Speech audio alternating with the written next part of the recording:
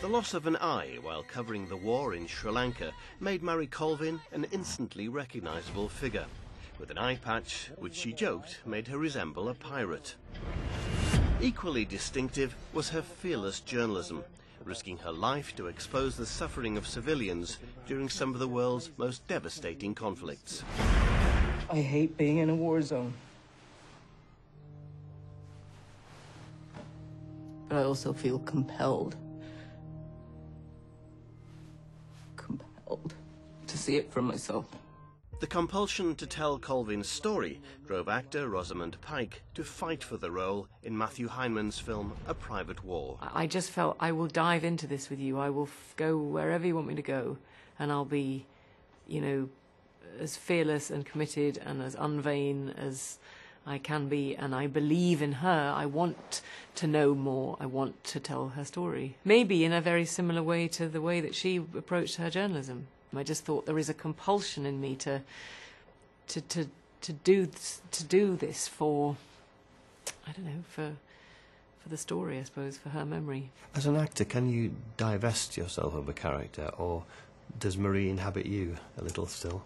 It's an interesting question. I think, you know, to a degree I can, and then somebody, you know, you come in and you say something quite penetrating, and I feel it in my body. You know, I feel a memory, I feel a connection that is not easy to shake. No. What's your name? Paul. I'm Marie. I know. So you're freelance? Always. Any good? The best. Colvin's longtime photographer, Paul Conroy, was at her side in Homs and was badly injured in the blast which claimed her life. He worked closely with actor Jamie Dornan to portray their symbiotic working relationship.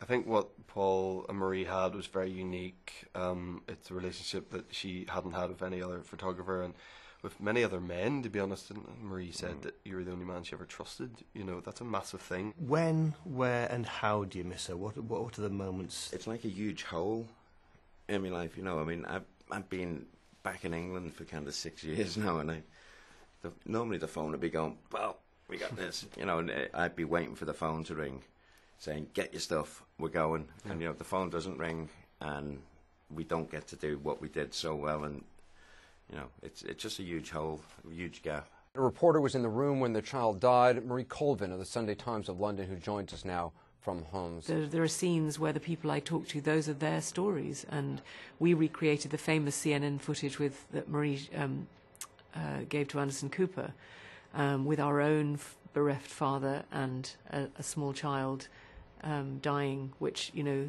CNN fearlessly showed to show what was going on, and many other networks might not have wanted to broadcast it. And when we shot that scene, we had our child, and the man who came in to be the father was someone who had had a child shot off his shoulders in Homs. And when he saw this little baby on the bed, this grief welled up out of him, which was so painful. Another key scene, Marie's fateful decision to return to Homs, proved painful for both actors and particularly her photographer. Stop. What are you doing? I gotta go back. There are 28,000 people there. We can't Listen abandon to me! You're brilliant. I'm brave, and you've got an amazing nose for the story. But you don't have a military brain, all right? Hey, Let me go. Hey, we will die if we go back. Okay? We will die. Hugo. No. Save me a seat at the bar. No, which bar? Where? Marie! And Marie just kind of chuckled and laughed and went, well, I'm the journalist and you're the photographer. You can go home if you want. And I was like, oh, okay. And that, it was done. You know, it didn't go any further than that.